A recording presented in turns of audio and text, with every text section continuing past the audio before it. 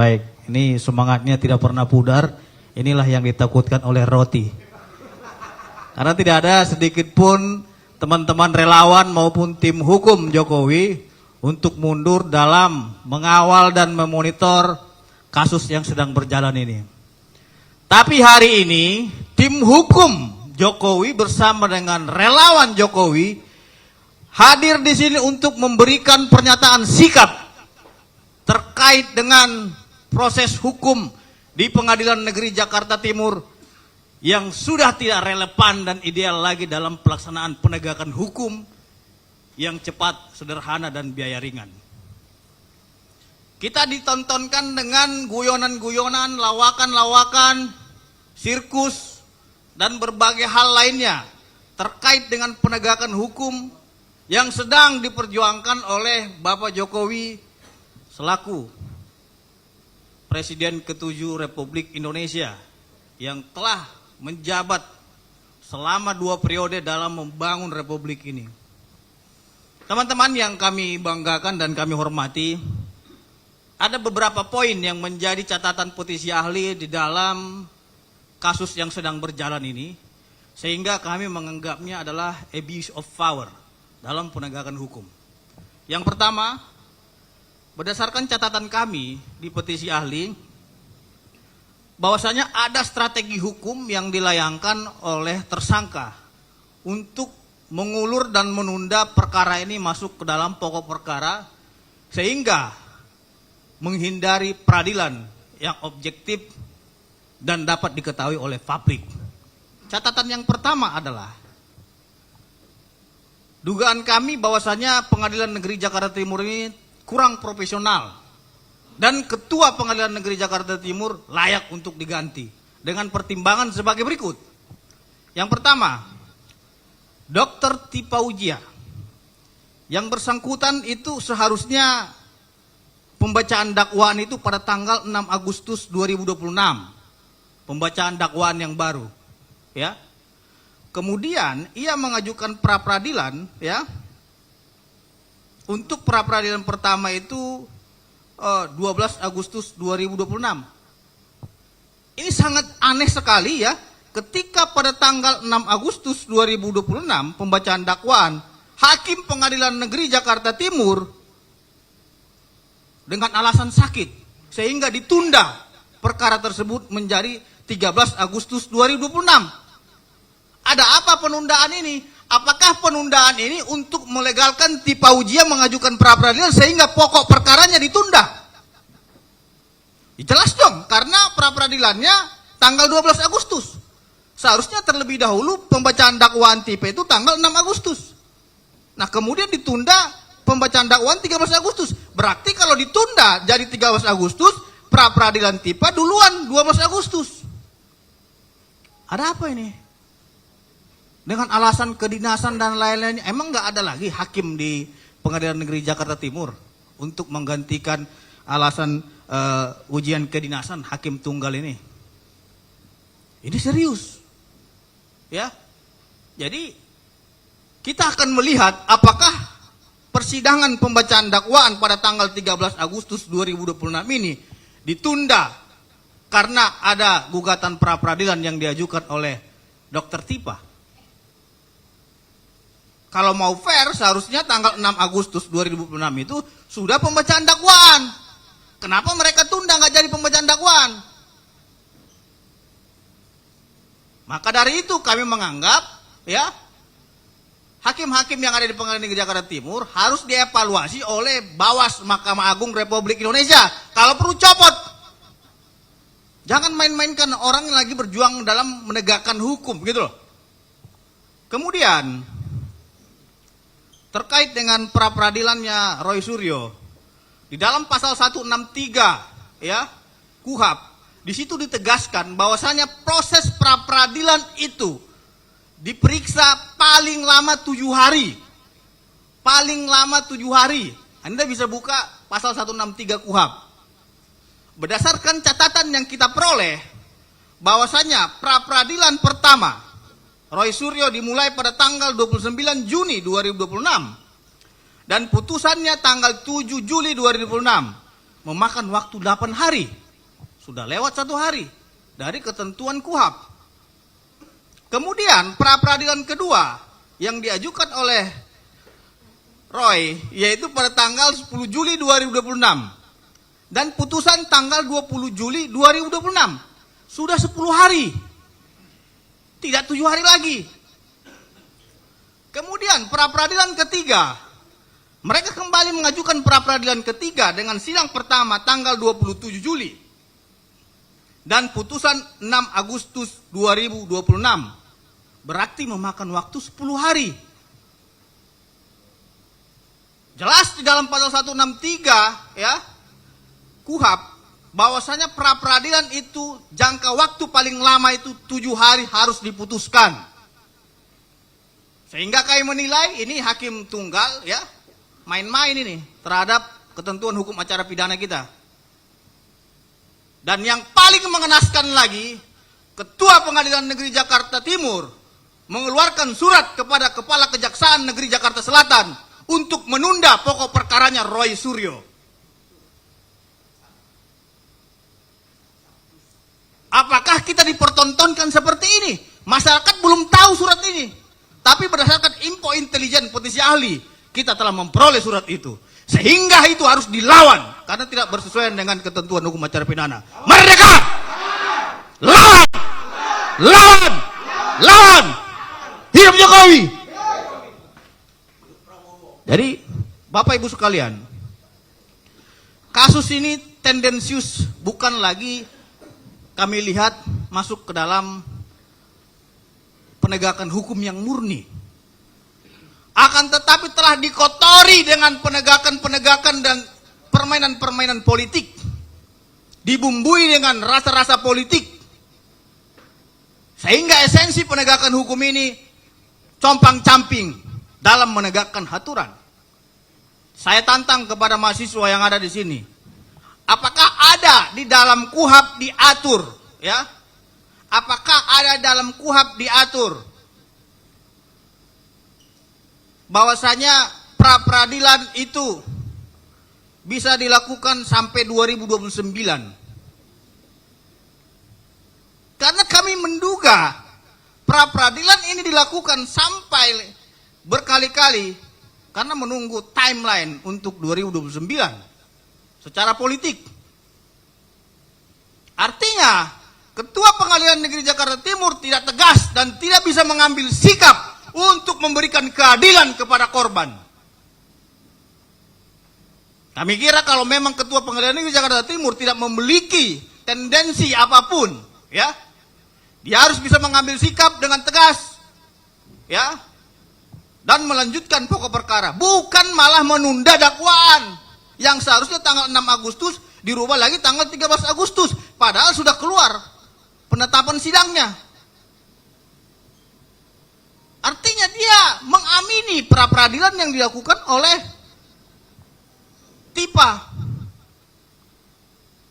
Bagaimana penegakan hukum kita seperti ini? Kalau seperti itu ditantang, kami kira ya tim hukum Jokowi dan relawan pendukung Jokowi bukan tidak bisa mengajukan pra-peradilan.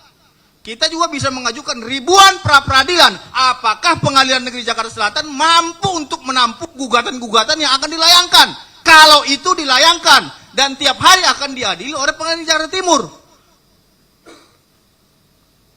Tentu kita mendesak agar Pengadilan Negeri Jakarta Timur ya jangan main-main. Ambil sikap tegas. Segera adili pokok perkara tersebut karena ini sangat menciderai rasa keadilan dan tidak memiliki kepastian hukum. Karena hakikat daripada penegakan hukum adalah kepastian hukum. Maka dari itu, ya, Bapak Ibu sekalian, jangan pernah dikira tim hukum Jokowi ini karena melihat dagelan-dagelan seperti ini kita lantas diam. Tidak. Dalam waktu dekat tim hukum Jokowi bersama relawan pendukung Jokowi akan mendatangi Mahkamah Agung Republik Indonesia Dan kalau perlu kita akan mengepung Mahkamah Agung Republik Indonesia dengan aksi 1 juta lilin. Bahwasannya penegakan hukum dipermainkan seperti ini. Setuju? Anda lihat sendiri, begitu semangat dan membaranya para relawan Jokowi dalam mengawal kasus ini. Jadi Ketua Mahkamah Agung Republik Indonesia, copot dan pecat Ketua Pengadilan Negeri Jakarta Timur. Merdeka! Merdeka! Merdeka! Terima kasih.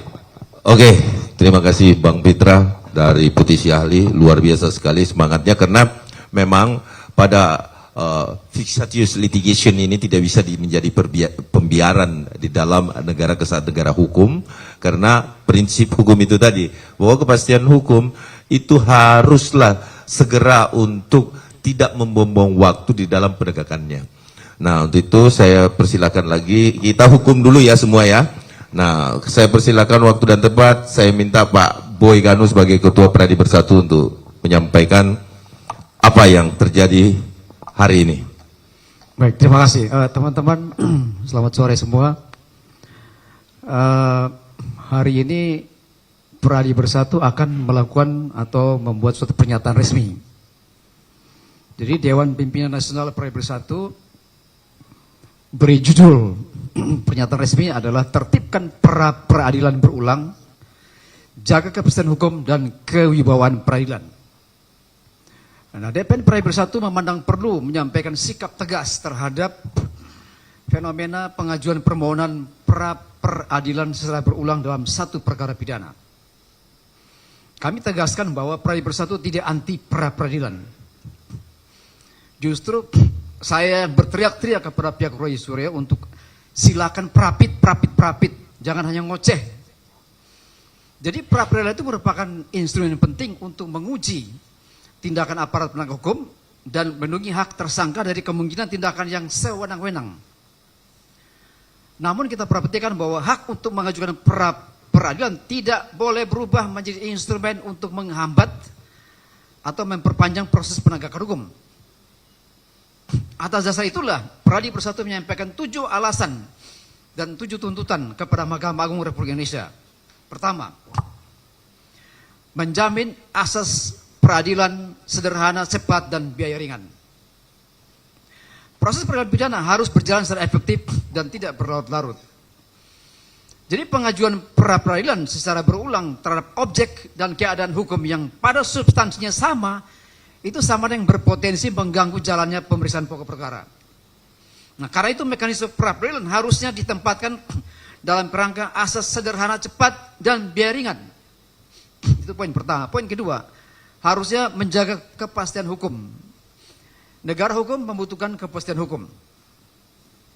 Jadi apabila suatu objek hukum yang sama dapat dipersoalkan berkali-kali tanpa batas yang jelas, maka akan muncul ketidakpastian baik bagi tersangka, korban, aparat penegak hukum maupun masyarakat.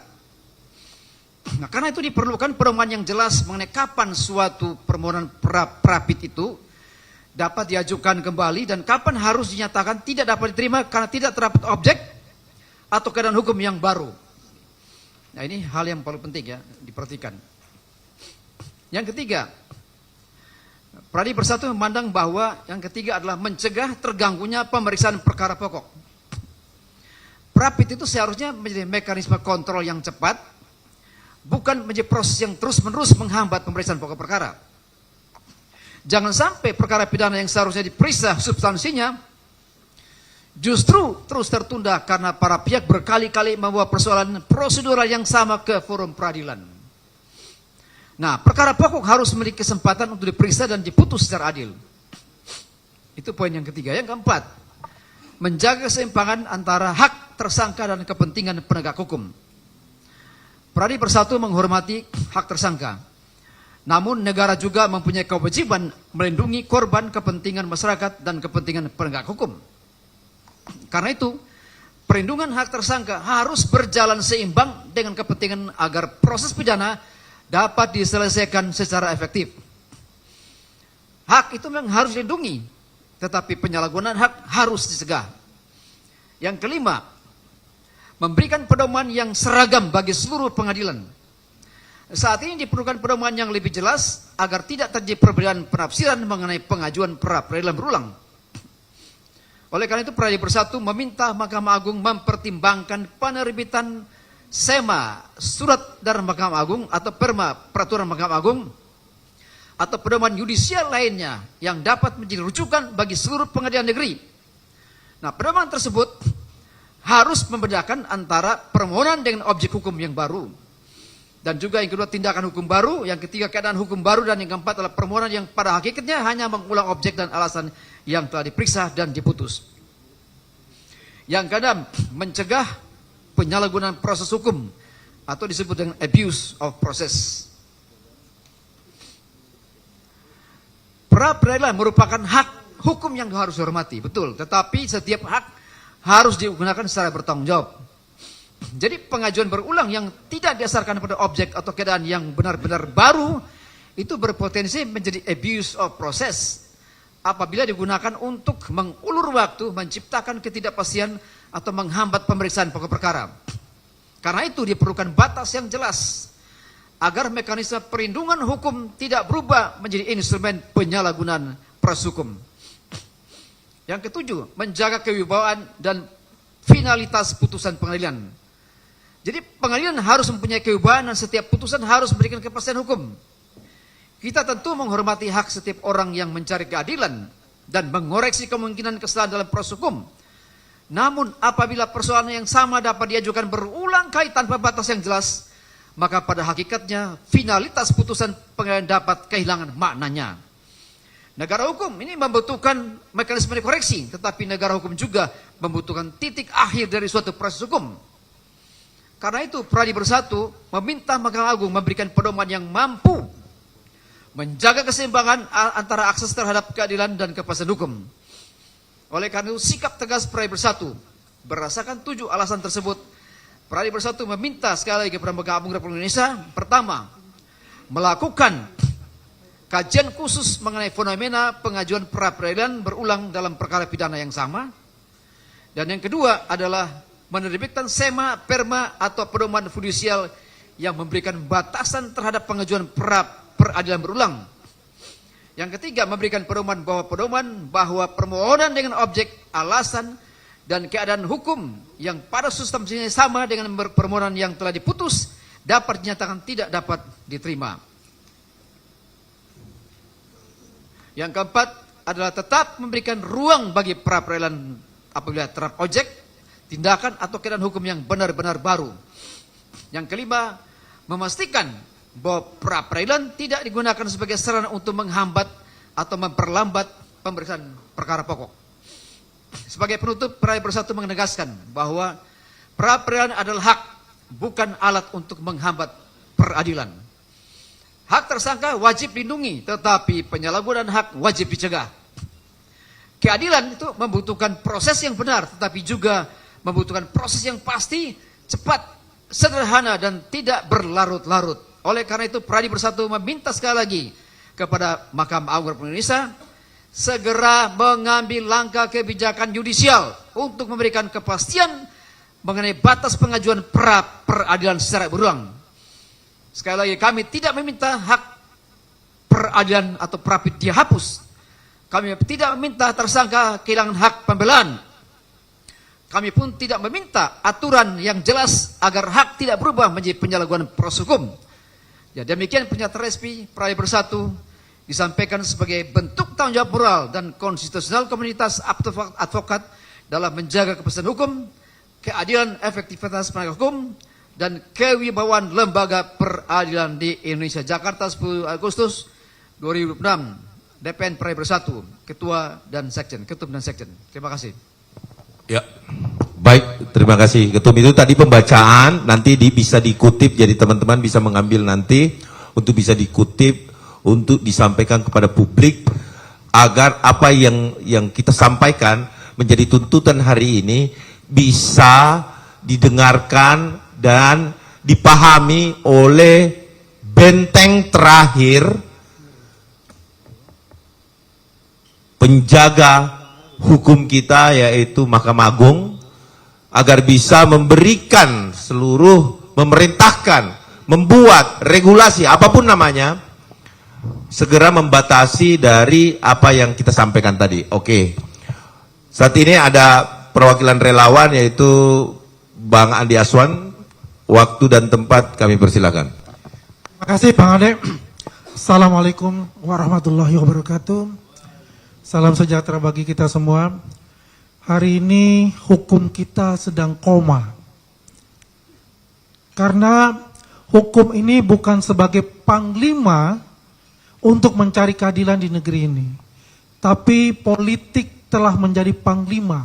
Karena hukum itu adalah produk politik untuk saat ini.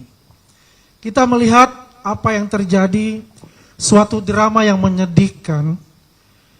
Bagaimana pra-peradilan itu diajukan sebagai tameng dalam menghadap sidang pembuktian atau sidang pokok perkara yang selama ini mereka menantang dan selalu mengglorifikasikan bahwasanya Bapak Joko Widodo sebagai saksi korban, sebagai saksi pelapor tidak akan hadir dalam sidang, yaitu sidang pembuktian pokok perkara. Ternyata apa yang kita lihat adalah mereka ini adalah pengecut sebenarnya. Saya garis bawahi dan saya highlight, mereka adalah pengecut semuanya. Dan orang-orang yang di oknum-oknum yang di belakangnya, yang mensupportnya, sehingga yang saya katakan hukum itu koma. Sadarlah bahwa ini kita membutuhkan yang namanya keadilan bagi seluruh bangsa Indonesia. Bulan Agustus, bulan keramat, bulan yang penuh berkah untuk bangsa Indonesia. Tapi tercabik dalam segi hukum. Untuk itu kita semua bersatu padu, seluruh rakyat Indonesia, untuk mengingatkan kepada supremasi hukum yang tertinggi, yaitu Mahkamah Agung, untuk bisa melihat secara terbuka, secara objektif apa yang terjadi dagelan-dagelan selama ini, untuk bisa mengeluarkan surat edaran, SEMA dan Perma. Karena ini bukan tuntutan kami. Ini adalah tuntutan masyarakat Indonesia yang mendambakan keadilan tanpa pandang apapun itu backgroundnya. Bagaimana kalau misalnya rakyat kecil pasti akan ditahan. Tidak ada yang namanya yang seperti perlakuan istimewa yang diterima oleh saudara Roy Suryo dan Tifa itu. Dan seenak-enaknya juga melakukan pengulangan-pengulangan dari apa yang mereka lakukan sehingga mereka terjerat dalam pasal 433 dan 434 itu serta Undang-Undang ITE 32 dan 35. Jadi saya juga meminta kepada Komisi Yudisial untuk bisa memeriksa semua hakim, baik hakim di PN Jakarta Timur maupun juga hakim di pra-peradilan sebagai hakim tunggal. Ya, biar transparansi hukum itu jelas, ya.